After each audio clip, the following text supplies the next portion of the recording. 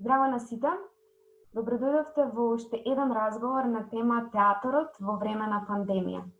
Мојот денешен соговорник е Иван Јерчич, актер и директор на Народен театар Битола. Добар ден, Иван. Добре дојде. Добар ден. Како си, Слаđana? Добре сум, ти како си? Добро, баш ми е драго што те гледам. Добре дојде и ти благодарам многу што ја прифати поканата и да дадеш свој осврт на целата ситуација во која што се наоѓа театарот денес. Тешка задача, нели? Тешка задача, бога ми, да.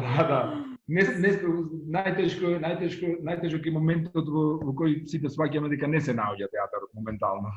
Да. Тоа е најголемата болка на сите нас. Разговорот секогаш го започнувам со едно стандард прашање до сите соговорници, а тоа е што значи да се биде театарски актер, во случајов што значи да се биде и директор на една театарска установа, институција на Народниот театар Битола во време на пандемија. Како го доживеа прекинот на работа на театрите и како ти минаа првите полициски часови? Вака пред да настапи локдаунот или пандемијата да се објави, ние бевме пред премиера со Мартин Кочовски на предпремиера на представата Недела Дена, предпремиера на представата И коњите ги убиваат, зар не, по романот на Хорас Мекој. Бевме точно во најкреативниот, во шпицниот период пред премиерата, така да се затекнавме во една непријатна ситуација. Имавме Недела Дена до премиера, се стопиравме, така да на сите ни падна тешко. Во прво време да ја извадевме премиерата пред да започне пандемијата би ни дошло супер како некаков одмор, но на крајот свативме, уствари како одминуваа деновите, свативме дека е страшно фрустрирачка ситуацијата. Сега практично не ни знаеме докаде сме, кога ќе се вратиме назад. Јас се надевам во најскоро можно време, продолжуваме понатаму со работа. Инаку, како е да се биде актер? Па, видете, никој не работи, тоа е страшно фрустрирачки. Луѓето се веќе на работ по нервите, можам слободно да кажам, бидејќи ние бевме навикнати доста да работиме во Народниот театар од Битола, дури и овој период до крајот на јули обично и го работевме.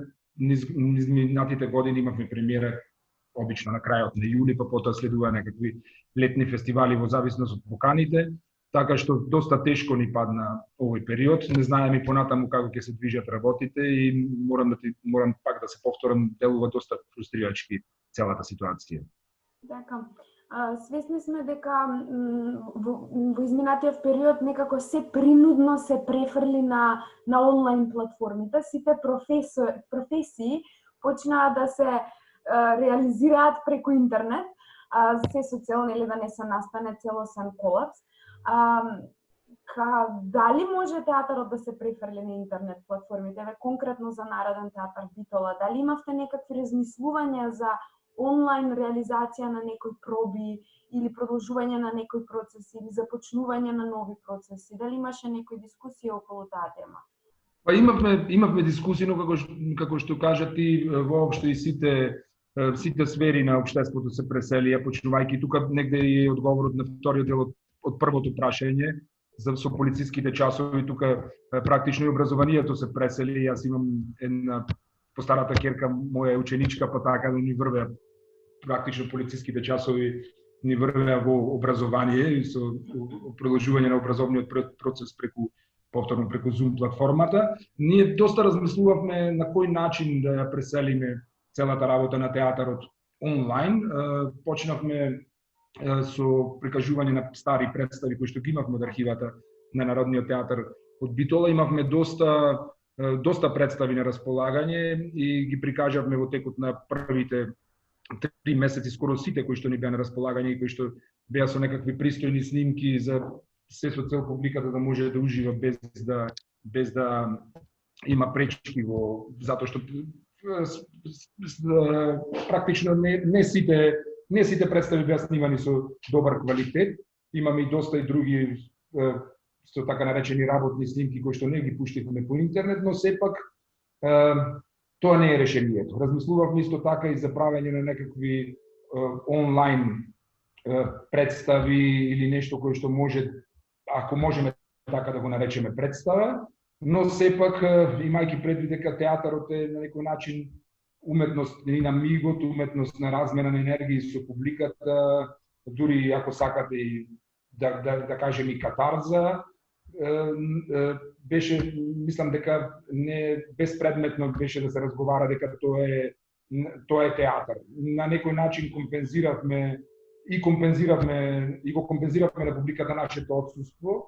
Беше доста интересен процес, мислам, период во кој што ги поминавме, доста емотивно за нас сите кои што сме повеќе години во театарот, прикажавме доста представи кои што се значени за нашиот театар и воопшто за македонскиот театар.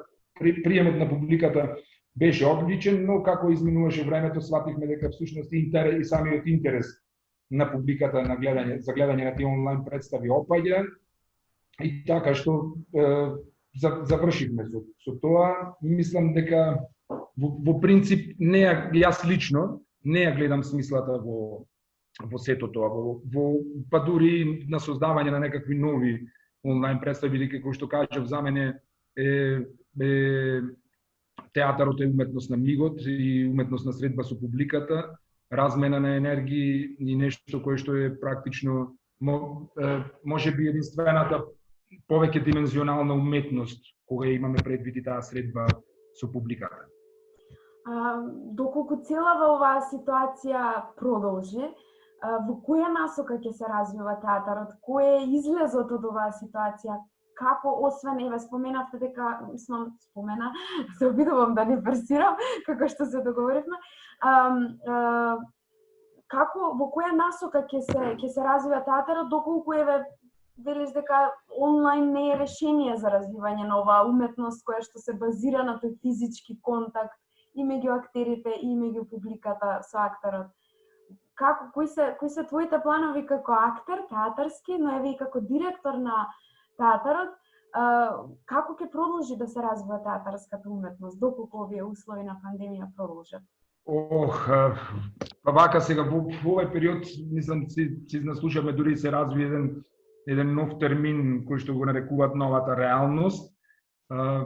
Јас не сакам да мислам дека ова ќе продолжи уште многу долго, бидејќи повторно ќе кажам, не гледам некакво решение во онлайн прикажувањето на представи или тие онлайн творби кои што претпоставуваат дека актерите се наоѓаат на две различни места и на тој начин се создава некаков театарски чин.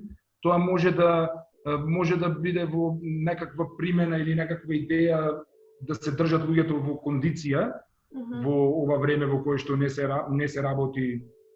работи во групи, но навистина не знам, дури да ти кажам искрено не сакам ни да мислам дека се тоа би можело уште долго време да продолжи, бидејќи како што гледаме тоа е глобален проблем во светот, воопшто некои од соседните земји се обидува да почнат со некаква работа во театрите, но набргу и тие прекинаа својата работа. Ние имавме некаква идеја, тоест и иницијатива преку Министерството за култура, директорите на институциите да достават некакви идеи за протоколи за работа, но тие ги доставивме веднаш пред да почне и да расте бројот на новозаболените, пред период, ако се сеќаваш, пред неполни месец дена, така да целото тоа падна во вода практично. Сега е најважно е здравјето на луѓето, здравјето на вработените. Јас како актер не се сомневам дека публиката би се вратила во театрите во некаков ограничен број со запазување на сите безбедносни мерки кои што ќе ги предвидиме во иднина доколку се решиме за продолжување на работата, но сепак тука не смееме да забравиме на здравјето на актерите и на блискиот физички контакт, бидејќи секоја адаптација на една театарска представа значи и тоа дека самата представа губи од својот квалитет или од својата првична. Мислам дека тешко ќе биде дури. Имавме мал технички проблем, се смрзна сликата, ама сега Сега си назад. Добро, значи во принцип ако морам да одговорам со една реченица, не сакам да мислам на тоа, не сакам да мислам дека пандемијата ќе продолжи, бидејќи како што и претходно ти споменав, веќе владее огромна фрустрација кај моите колеги поради неработењето и сите на некој начин едва чекаат да се вратат на работа. Која е улогата, значењето и функцијата на театарот во нашето општество во овие услови конкретно? Дали се менува значењето од тоа што било пред вонреднава ситуација, пред оваа пандемија, или останува исто? Во која насока, која е важноста на театарот денес? Денес повеќе од секогаш видовме колку луѓето се заинтересирани за театар. Значи во ова време и воопшто за работата на културните институции, во ова време се наслушавме иницијативи за отварање на кафани, кафичи, кафулиња, дискотеки и се, но никој од граѓанската јавност и воопшто на социјалните мрежи, освен ретките исклучоци, не го потегна прашањето на отварањето на театрите, музеите, ликовните, изложбените салони и така натаму. И тоа што се однесува до сегашноста. Практично не сакам да помислам дека луѓето се навикнаа да живеат без театар, дека театарот бил непотребен до сега или како да кажем, дека сега всушност се виде потребата од театар или пак значењето воопшто на театарот во општеството, но сепак мислам дека ова прашање можеби повеќе треба и да се однесува на иднината и на тоа што би се случувало во иднина со театарот, доколку пандемијата заврши, зашто се надевам дека ќе биде за скоро. Тука треба да настапи вистинската улога на театарот. Тоест, нас, ако за нешто ни дојде добродојдена оваа пауза, и начинот и идејата да се соочиме со самите себе си, со своето творештво и со својата идеја како живи мислечки индивидуи, луѓе кои што творат, кои што работат, кои што сакаат да кажат нешто преку својата уметност. И во таа насока би требало според мене да се движи театарот на, ајде да ја наречеме таа нова реалност.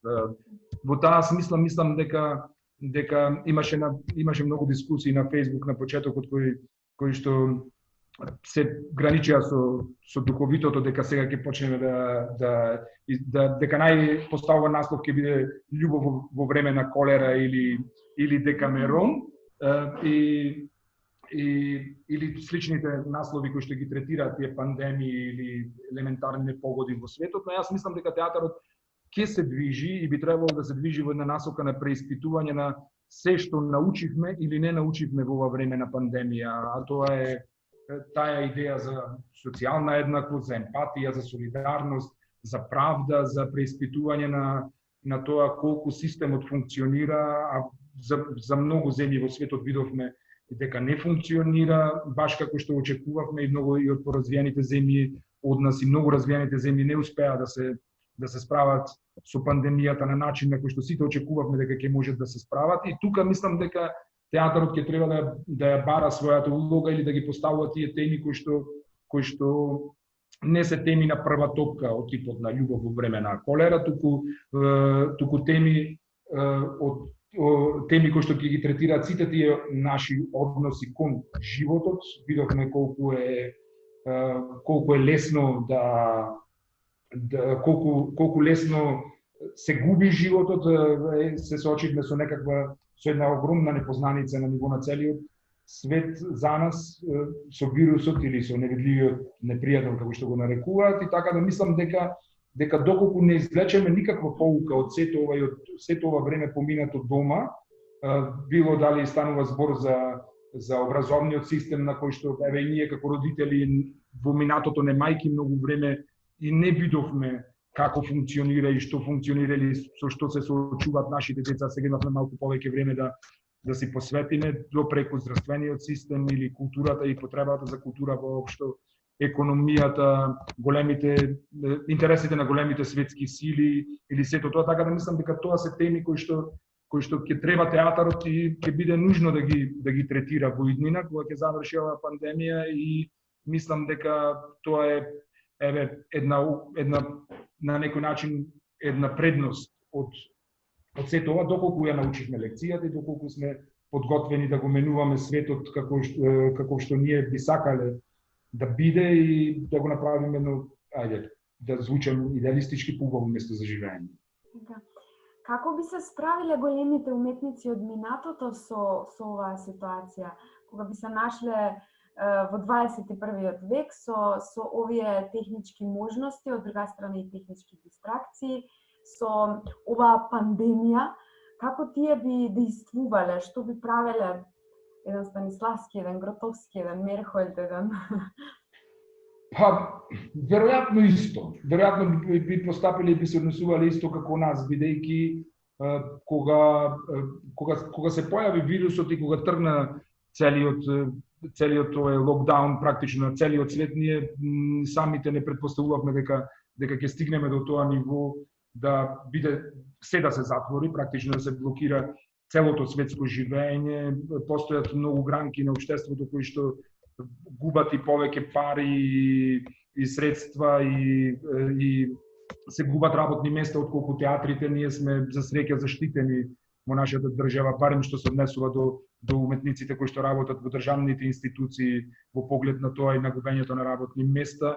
Театрите во Македонија не ни заработуваат кој знае колку многу од влезници и од сето тоа, така што како да кажем, ние на некој начин доста и безболно поминуваме низ овој период што се однесува до финансискиот момент и до целата затвореност на светот воопшто. Така што мислам дека немаше да има некаква голема разлика и во односи на работењето на еден Станиславски или Гротовски кој што ги спомна претходно. Веројатно и тие ќе беа затворени како нас со некакви полициски часови и со карантини, но формата на можеби ќе се најдеше некаква форма на изразување, но сепак ние и денес сме сведоци на големи уметници кои што работат во театарот, чии театри се и во театарската уметност, чии што театри се затворени, така што не мислам дека би имало некаква голема разлика доколку тие би биле наши современици. Така. Ова на некој начин беше и последното прашање за овој разговор, но секогаш оставам простор соговорникот да се докаже, доколку моите прашања не ги опфатија сите доживувања, ставови и размислувања за оваа тематика, или оставам простор да се испрати една порака до постпандемскиот театарски актер или постпандемските директори на театрите во случајов, што би им порачале на нив. Оставам простор да кажете се што сметате дека е соодветно за оваа тема. Па не знам, реално не знам што би им порачал, освен да останат во кондиција. Ние со нашите колеги кога разговараме приватно и така сега за жал надвор од сцената се бодриме, се дружиме, сакаме да се трудиме да останеме во некаква кондиција, размислуваме за некакви нови наслови. За жал неизвестна е ситуацијата во однос на тоа, но јас сепак се надевам дека во септември веќе ќе можеме да се вратиме во салите, дека цело ова лудило малку ќе стигне. До тогаш би им порачал да не заборават на театарот, да не заборават од каде дошле, каде се наоѓаат во моментот, и се надевам дека со нови сили и со многу желба и амбиција во новата сезона ќе продолжиме да работиме со старото темпо. Благодарам многу, Иван, што ја прифати поканата и што ги сподели своите доживувања, размислувања и ставови за театарот во време на пандемија. Се надевам дека ќе му се вратиме на овој разговор со пошироки насмевки на лицата и без грижа во душите. Фала ти многу за поканата, ми беше особена чест и задоволство што можев да ги споделам своите размислувања со твоите гледачи. И се надевам дека се гледаме веќе на следната премиера многу скоро во некои многу поубави времиња. Благодарам уште еднаш. Поздрав.